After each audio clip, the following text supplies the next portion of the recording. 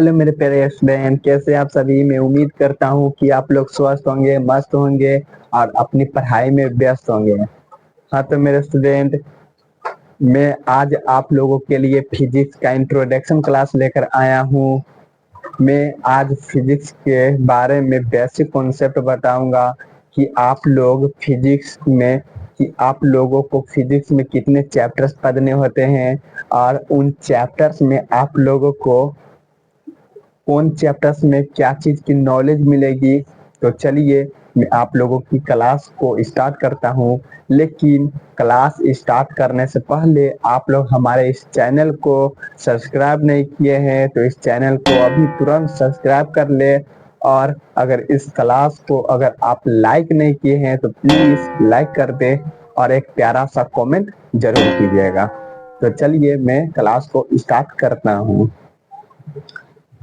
जैसे हम लोग Bihar board class 10th physics introduction class, और आप लोगों को फिजिक्स में 7 चैप्टर्स होते हैं।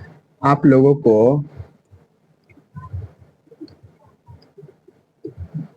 फिजिक्स फिजिक्स फिजिक्स में चैप्टर चैप्टर्स 7 पढ़ना है। आप लोगों को फिजिक्स में चैप्टर्स 7 पढ़ना है, यानी फिजिक्स में चैप्टर्स 7 तक है। और मैं आप लोगों को अब चैप्टर्स का नाम बताने वाला हूँ। तो चैप्टर के नाम बताने से पहले मैं आप लोगों को यह भी बता दूं कि फिजिक्स को हम लोग हिंदी में भौतिक विज्ञान कहते हैं। हम लोग फिजिक्स को हिंदी में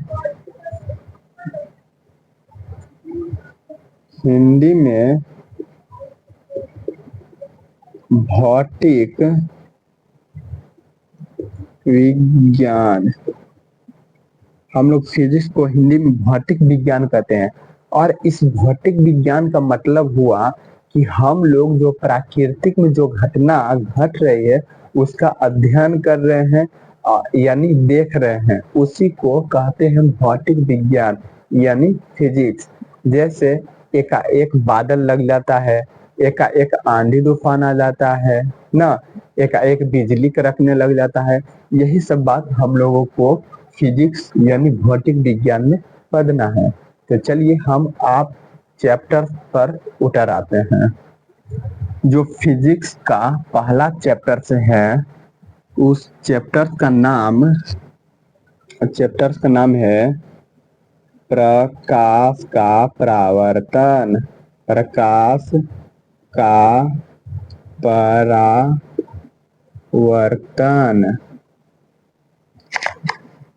और हमें इस चैप्टर्स में क्या क्या चीज पढ़नी है। यह प्रकाश का परावर्तन यानी प्रकाश के बारे में हम लोग को पढ़ना है कि प्रकाश कितने रंगों को मिश्रण होते हैं। प्रकाश आप लोग देखते होंगे कि पानी में जाते हैं तो प्रकाश पानी में से टकरा कर वह अपने ही माध्यम में लौट जाती है। तो ये सब कैसे होता है ना, तो हम लोगों को यही प्रकाश के परावर्तन में पढ़ना है। जो दूसरा चैप्टर से है प्रकाश का अपवर्तन। फिजिक्स का दूसरा चैप्टर का नाम है प्रकाश का अपवर्तन। अगर आप लोग यह चैप्टर्स को अच्छे से कंप्लीट कर लेते हैं और समझ जाते हैं तो आप लोगों को यह चैप्टर समझने में बहुत आसानी से आप लोग समझ जाइएगा। अपवर्तन जो चीज हमें यह में पढ़ना है वही चीज हमें ये भी में पढ़ना है, लेकिन थोड़ी अलग है। ये चैप्टर्स में थोड़ी अलग है। आप लोग हमारे क्लास में जुड़िएगा तो मैं आप लोग को बेसिक से बता दूंगा। जो फिजिक्स का तीसरा चैप्टर से है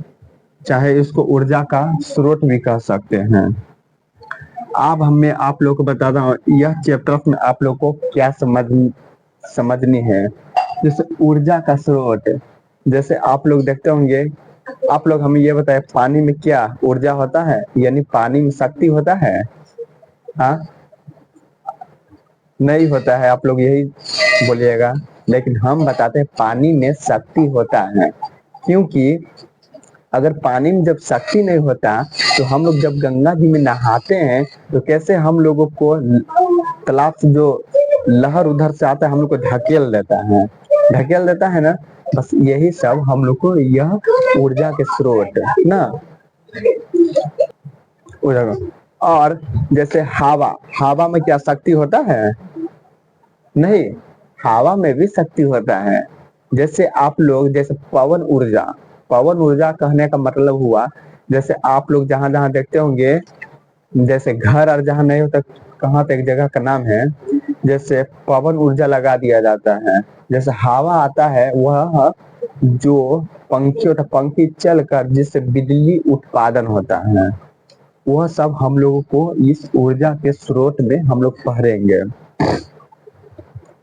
और जो लास्ट चैप्टर है, और मैं आप लोगों को बता देता हूँ, जो ये लास्ट चैप्टर है 7, इसमें हमारा पर्यावरण,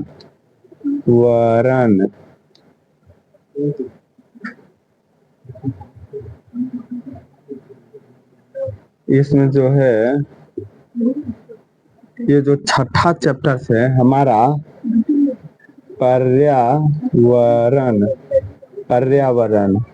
जो छठा चैप्टर है हमारा पर्यावरण, हम आप लोग को बोलते हैं कि यह चैप्टर जो है 7 हमारा पर्यावरण, इस सवालें नहीं पूछी जाती है। तो हम लोगों को क्लास 10th में सिर्फ 6 जो ये 6 चैप्टर है इतना ही हम लोग को पढ़नी है। तो ठीक है, आप लोग हमें सपोर्ट बनाइए और अधिक से अधिक इस क्लास को आप लोग शेयर कीजिए। और मैं आप लोगों के लिए अगले जो क्लास होंगे उसमें मैं आप लोगों को क्वेश्चन आंसर कराऊंगा। तो ठीक है, आज की क्लास को यहीं तक समाप्त रखते हैं। जय हिंद, जय भारत।